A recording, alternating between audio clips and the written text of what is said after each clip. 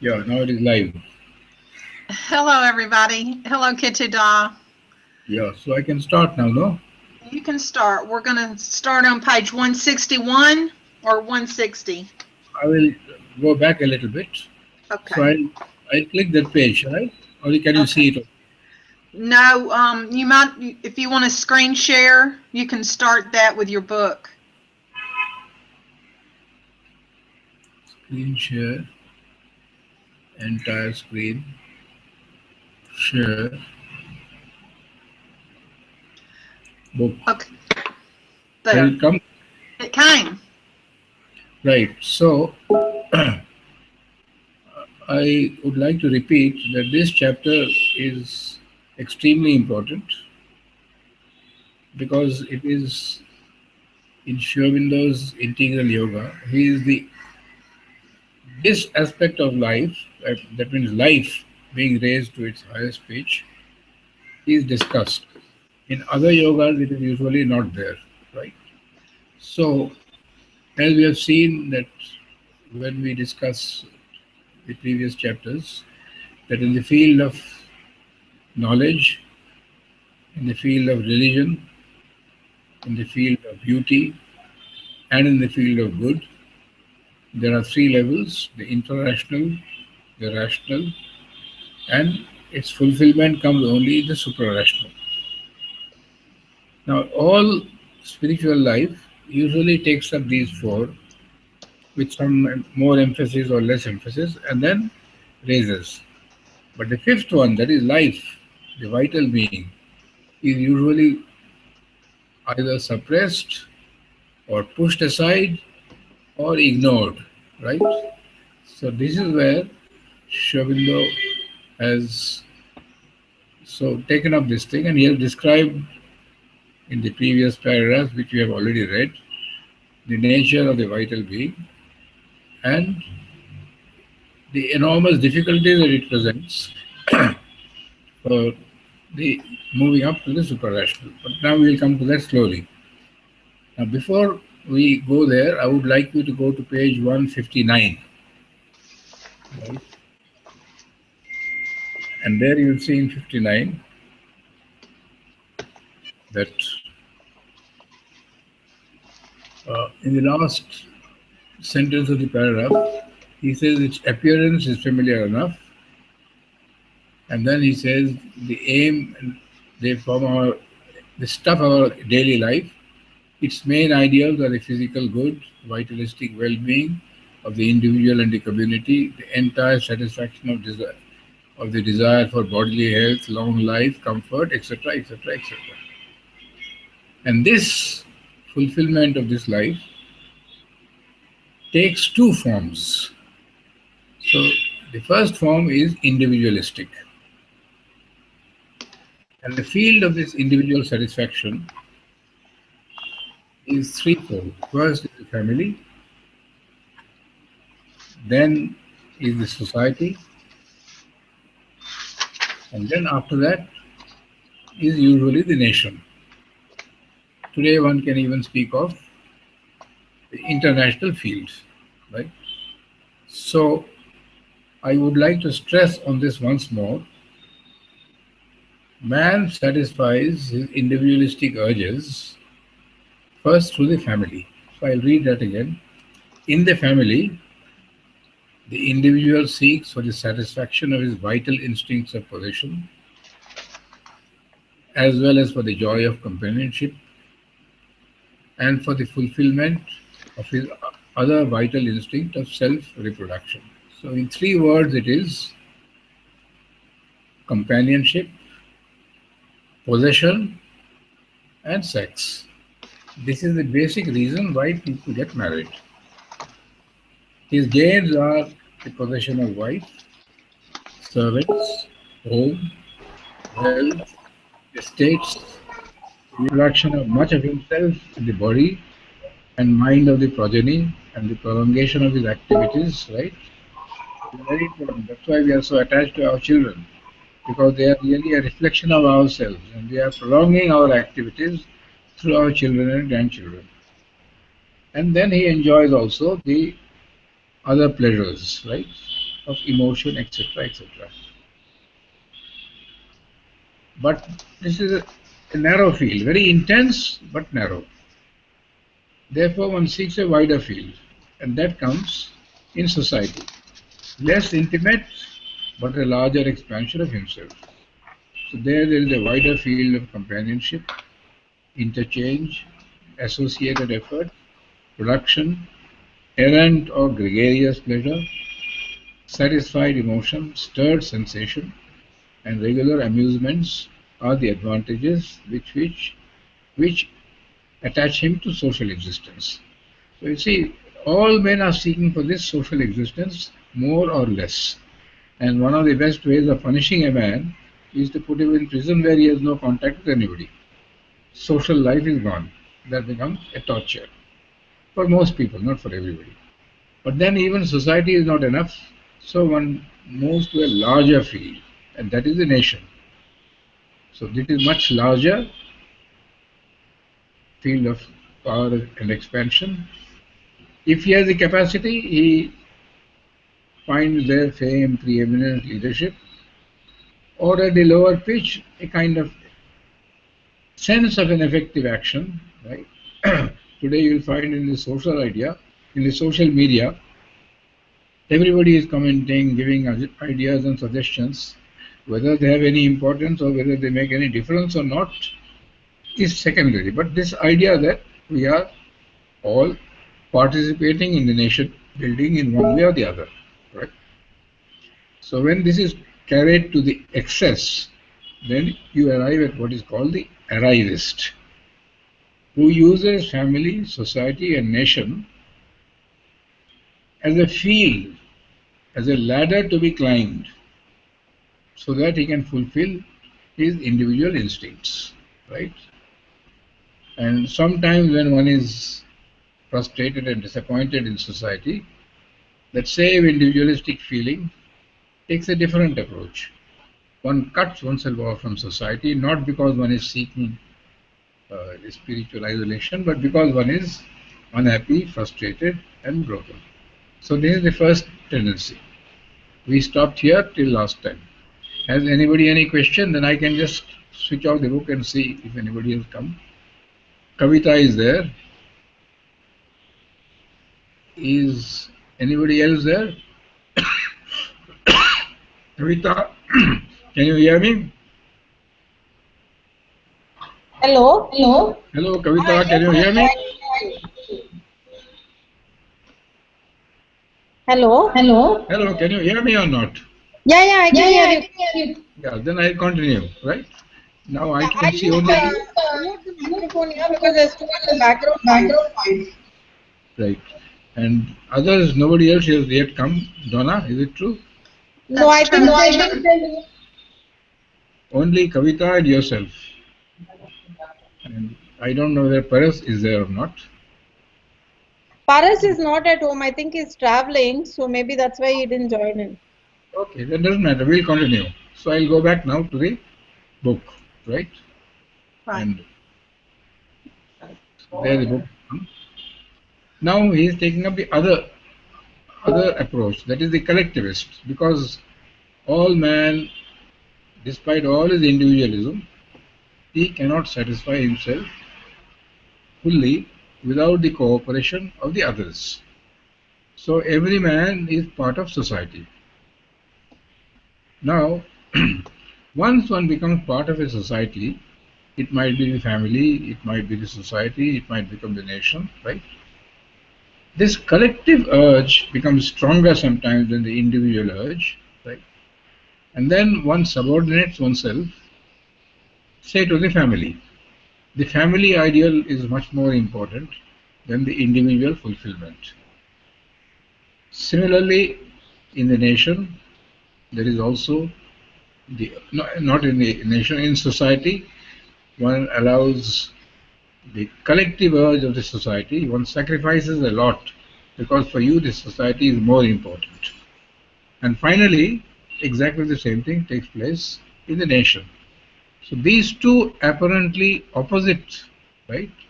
They are, as he calls, both cooperative and competitive, right? See, it is simply, you see the uh, middle of the paragraph, he speaks there, right? It is simply a larger vital ego, a more complex vital organism that takes up the individual and englobes him in a more effective, competitive, and cooperative life unit. The family, like the individual, accepts and uses society for its field and means of continuance, of vital satisfaction and well-being, aggrandizement and enjoyment. But this life unit also can be induced by the cooperative instinct to subordinate its claims to society. So this is a phenomenon that you will see all the time. The individual subordinates himself to the family. The family also starts subordinating itself to the society, right? Or even to the nation. So you see, I'll give you an example. When Narendra Modi requests that those who are wealthy should not take that one free gas connection which they can get, right? He is requesting them that for the good of the others, for those who are poorer, you just leave that one thing. Now that will depend on whether they are identified with the larger society, the nation. So at every step, we have got these three levels, right? The family, the family ideal. In India, when the family ideal was strong, it was known as the joint family. In Europe, Sri Aurobindo calls it the British domestic Philistine, right? Who belong to either a trade group or to a family, right? So these two apparently opposite movements are coexisting all the time, right? And so now the society is still more than the family, is essentially economic in its aims and in its very nature. Now you have to understand this, that every family, you can hardly call even one family, you will have to use a microscope or a telescope to find a family which is spiritual.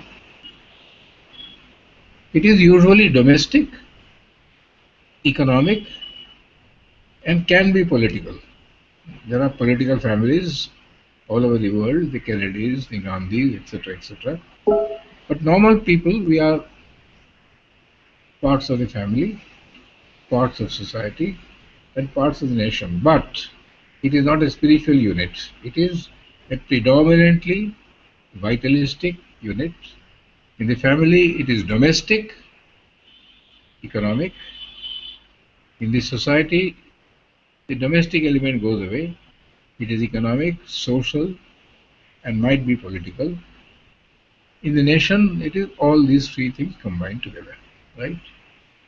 So, that is why, as he says, the society is still more than the family, page 162, is essentially economic in its aims and in its very nature. That accounts for the predominant economic and materialistic character of modern ideas of socialism. But these ideas are the full rationalistic flowering of this instinct among many of its kind, no, of this instinct of collectivity. Now see the next point. There are societies and societies in a large group, right? But since the society is one competitive unit among many of its kind, so between the different parts of the larger group where there are many societies, there is a competition between the two, right? Between the different units. And since its first relations with the others are always potentially hostile, even at the best competitive and not cooperative, a political character is necessarily added in the social life. Even predominates for a time over the economic, and we have the nation or state. So you see, now this is exactly what is happening today in the world. You take up a society, you will find that on top there is the capitalist and below there is the labor. Now they are enemies. The capitalist forms a group, the labor form a union. And then there is a competition. And this competition, inevitably, wherever there is competition, it leads to politics. Right? So this is the whole movement of the modern world today. A combination of individual, competitive and cooperative things, because no organization, no institution can run without the support of the labor class or the poor people. So we have to find out a way by which we can harmonize these conflicting interests, right? And when the interests become acute, then either there is a strike by the laborers, which is a kind of war against the owners, or there is a lockout by those who have the money. At every step in life, this is exactly what is happening. Right? So the result is, as he says, if we give their due value to these fundamental characteristics and motives of collective existence, it will seem natural enough that the development of the collective and cooperative idea of society should have culminated in a huge, often a monstrous overgrowth of the vitalistic, economic, and political ideals of life, society, and civilization. So today you will find that in every activity of human life, you will find that the aims are vitalistic, economic, and might be political. Whether it is culture, whether it is music and art, whether it is education, it is all directed towards this kind of thing. So now the question is, evidently it is not an ideal state, right? So the next paragraph is very important. What account of the higher parts of man's being, those finer powers in him that more openly tend to the growth of the divine nature, to make with this vital instincts, with its gigantic modern developments? So you see, now this is the question. On one side you have your higher nature, which seeks to fulfill its sense of beauty or spirituality or knowledge. On the other side you have this gigantic modern development, right? How do they work together? What account are these the higher parts of man's being to deal with this? Usually when one tries to, or very often, I won't say usually, either one satisfies all this and looks to hell with all these higher instincts, or keep them away. Now let us see what he says next. Obviously their first impulse must be to take hold of them and dominate and transform all this crude life into their own image. So you try to change your vital nature. So you make rules, laws, ethical principles, etc., etc. But when they discover that here is a power apart, is persistent, as persistent as themselves, that it seeks a satisfaction per se, and accepts their interest to a certain extent, but not altogether, and as it were unwillingly, partially, unsatisfactorily, what then? This is the problem that every human being has to face. His higher nature is moving in one direction, but the life around him is very vitalistic, right? Both inside and outside. He's seeking a satisfaction, and whether you like it or not, you can't do. What do you do then? That's why the question is, what then? We find that the ethical and religious, especially when they find themselves in a constant conflict with the vital impulses, instincts, with the dynamic life powers in man, proceed to an attitude of almost complete hostility and seek to damn them in idea and repress them in fact. That means suppression of the whole vital instinct, leaving everything. So what do? The vital instinct for wealth and well-being, they oppose the ideal of a chill and austere poverty. One of the most powerful ideas for those who are supposed to take up for spirituality. Give up all wealth, you must remain poor. Right? To the vital instincts of pleasure, the ideal not only of self-denial, but of absolute mortification. Don't allow yourself to enjoy life, right? Because otherwise you'll become soft and it's dangerous. To the vital instinct for health and ease, the ascetic's contempt, disgust, and neglect of the body. To the vital instinct for incessant action and creation, the ideal of calm and inaction, passivity, contemplation. To the vital instinct for power, expansion, domination, rule, conquest, the ideal of humility, self-abasement, submission, meek harmlessness, docility in suffering. So you see, they say, oh, you want to take up spiritual life? Now, don't touch money, don't touch politics. This is the natural tendency. And then finally, to the vital instinct of sex, on which depends the continuance of the species, the ideal of an unreproductive chastity and celibacy. To the social and family instincts, the antisocial ideal of the ascetic, the monk, the solitary, the world-shunning saint. So this is what normally man has done when he wants to allow his higher nature to come up. To all these ideals of the vital, he puts the contrary. And ultimately, see the next sentence, commencing with discipline and subordination, they proceed to complete mortification.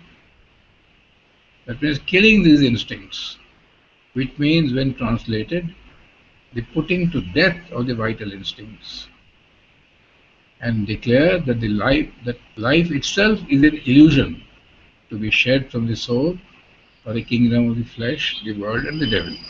So then you make a huge division. There is a higher life, and this lower life is the kingdom of the world, flesh, world, and the devil. Renounce it completely.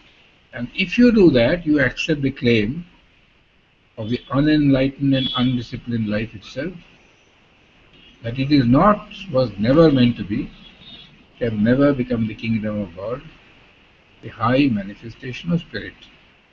So you see, now this is the main problem. Almost all religions in the world tend to do what Sri Aurobindo explained in the last part of the paragraph. But if that is so, then the world can never manifest the divine. You might be able to manifest it in your individual life, but never can you manifest it in collective life and in the life of society and humanity. See, that is why most spiritual organizations concentrate on the individual. The moment you have a collectivity, the problems start coming, because the vital nature comes up continuously. As long as you are living in the world of ideas, there is no problem. The moment you come down to the world of work, of action, which includes the vital and the physical being, the problems start. So you say, after retirement at the age of 60, I go and join an ashram, right? And that is why mother used to say, when somebody wants to come here after retirement and join the ashram, I tell him, no, don't come here. This is not the place for that kind of thing. If you want to have that kind of life, you can go to other ashrams, right? And she used to send them often to Ramana Maharshi ashram. But here, since we have accepted life, we have accepted all the problems of life. And sometimes they are overwhelming, right? Because the basic reason is that it is extremely difficult to bring this under control. We'll do one more paragraph today. Has anybody else come, Donna? Shivaka is here. Shivika is there? Yes. Yes. We're all muted.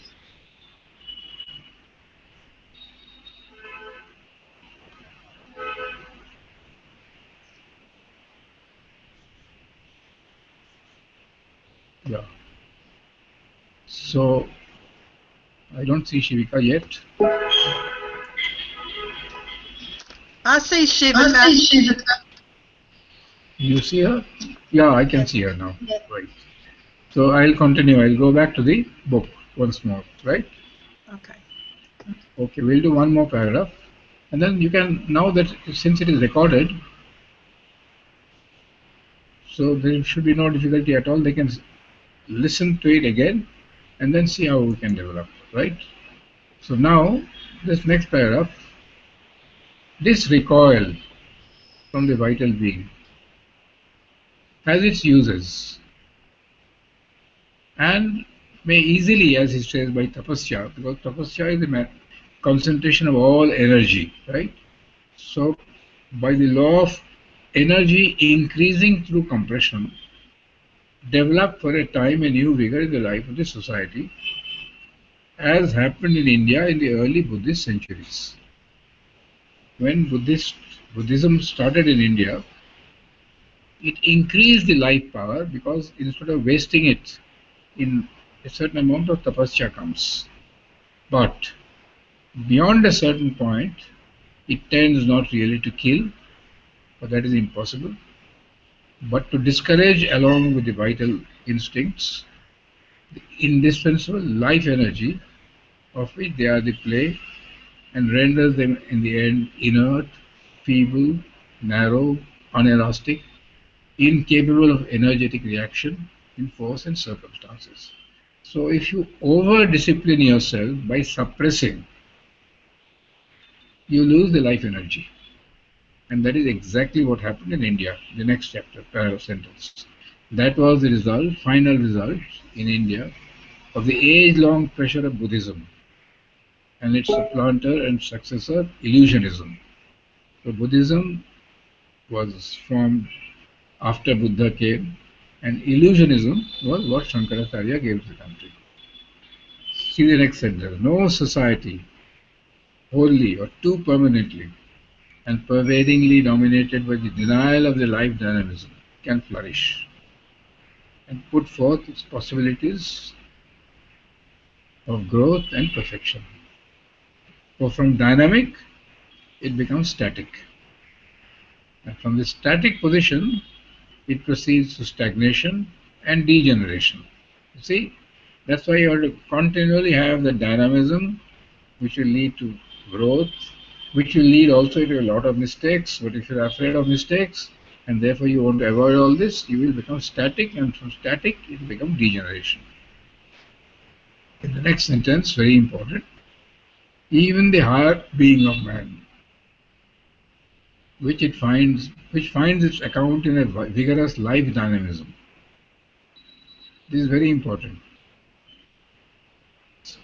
Intellectual study, serious intellectual study, serious pursuit of art, the decision to be absolutely honest and good in oneself, and spiritual life, all of them need a tremendous fund of vital energy. A weak man can never arrive at success in these things. Weak man means a weak vital, right? So, if you deny the life force and suppress it, you are not only suppressing the lower element, you are also destroying the higher element. Because the higher element cannot develop. You try for 10 minutes to concentrate on one thing, you will find it is very difficult. The mind goes here and there. You need a lot of strength, right, to be able to bring the mind one pointed on one point. Right? So this is it is very important to understand this. You must not kill the vital. Right? What we have to do with the vital, we'll take it up afterwards. So then he says that the ancient Indian society understood this very well. And it created 4 essential divisions. Artha, Kama, Dharma, Moksha.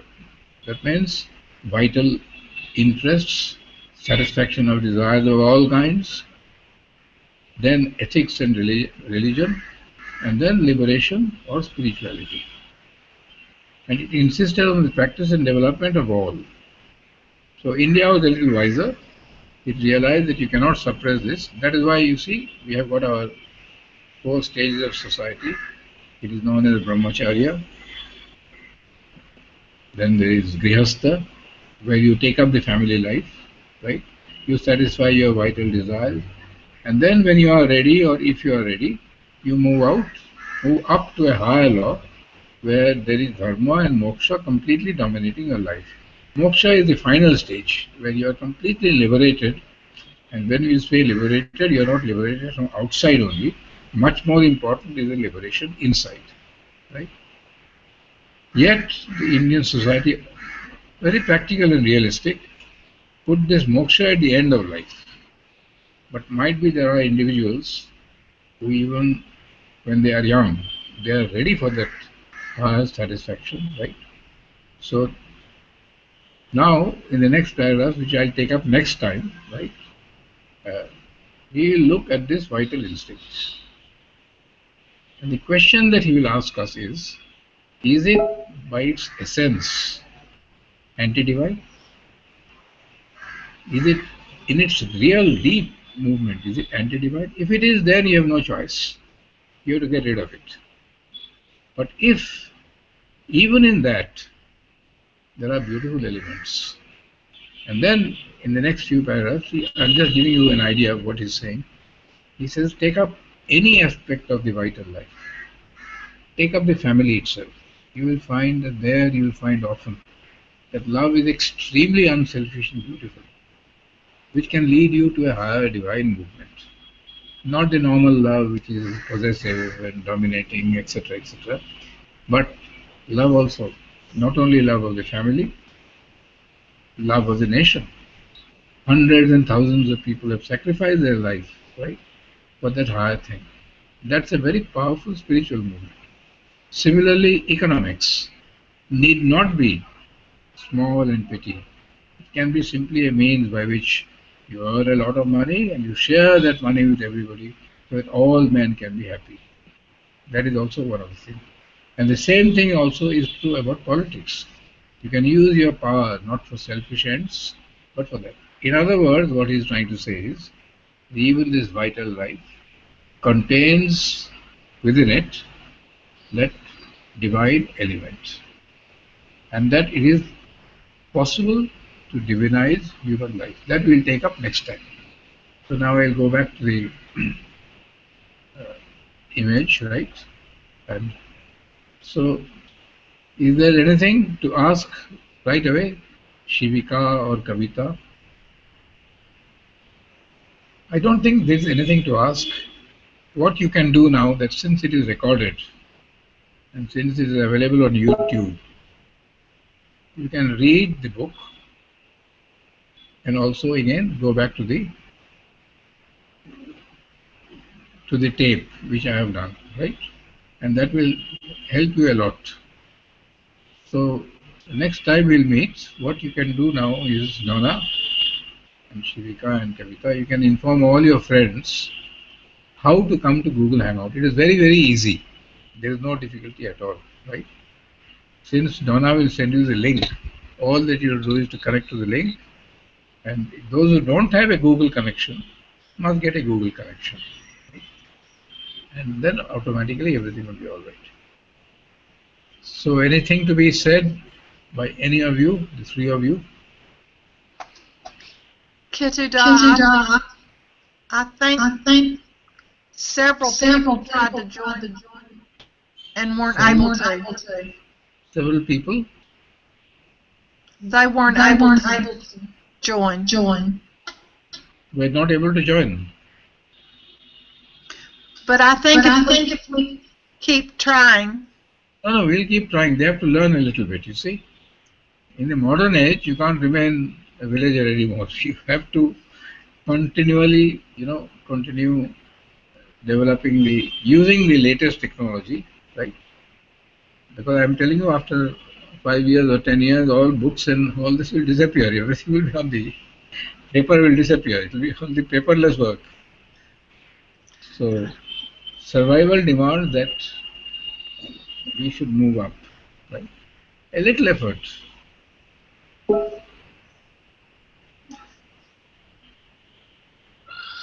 So, Kavita, your children are not troubling you now? No, I've actually closed the door, but still you can hear the voices. Okay. And Shivika, where are you now? In Orissa or in Singapore or where? In Singapore, Kittuda. You are in Singapore. That's a, Right. you can tell Archana also to join because she used to keep in touch with me Yeah, I regularly. will tell her. Yes, I'll tell her. And there are 3 or 4 others from Singapore who used to join. I don't know their names now, but Okay. it's very good. So, shall we stop now today? Yeah. Thank you so much, Kittuda. Thank you, Kittuda. Thank Thanks, Thank you. Anadi. Bye, Now Shweta. I'm enjoying it very much. Now I Okay. can see you, I can talk to you, right? At Yeah, that yeah, at that time it was like talking to a wall, right? yeah. Yeah. Yeah. One thing I just wanted to say was when I got the email and I just clicked, I was in a bit of haste, so I just clicked on the icon and then it took me to a different window where I couldn't join in. So I don't know if the people who were like trying to join in clicked on that instead of clicking on join hangout. So we may Yeah. just want to mention that in the email or something like that. Well, now you've learned the trick, no? Yeah, yeah, I did know, but I was just thinking aloud whether people who couldn't get in did the same mistake as me. So that's why I just wanted to tell you about it. What which link was it that The email. So we have mother's pictures icon which is there. So that is clickable, as in we can click on it. So when I click on it, it goes to a different window. Whereas what we need to actually do is click on the join hangout icon which is there just below it. So I don't know. Maybe I just wanted to point it out so that, like, in case people do the same thing, then it's just a matter of just scrolling a little bit down and clicking on it again. In fact, I okay. was doing exactly the same thing like you at the beginning, During Sorry? this week, Yeah, yeah. I did myself exactly the same thing. I was clicking on the photo and nothing. Yeah, yeah. I just clicked on the photo and then it took me to a different window altogether. Yes, same thing happened to me. Then I Hmm. learned by trial and error, joined, and then Yeah, yeah, now yeah, it's yeah. so easy. Okay. Okay. Thank you for sharing that, Kavitha. We'll put that in the next email. Yeah, yeah. Thanks, Uh, Donali. we'll Then it- also we'll also put the YouTube link so that people can see the recorded video. that- Uh-huh. and then you can teach them how to join. There's a whole week left, right? And Mm-hmm. private, we can teach them how they can come up. Yeah, yeah, yeah. Okay. Well, Okay, then, right? thank, So, thank good you. night. For you, good Thank morning. Of course. For us, Shivika is now time to sleep, I think, no? Yes, thank you. Yeah. Kavita, another 3 hours. No, Kavita works till 1 o'clock at night. That is the whole problem. Yeah, long time to go. The day is just beginning. Right. Yeah. Well, Thank Okay. you, Kittuda. Thank you, Donadi. thank Bye. you everybody for coming. Right. Yeah, We'll see you next week. Yeah. yeah. I'm going to stop the broadcast.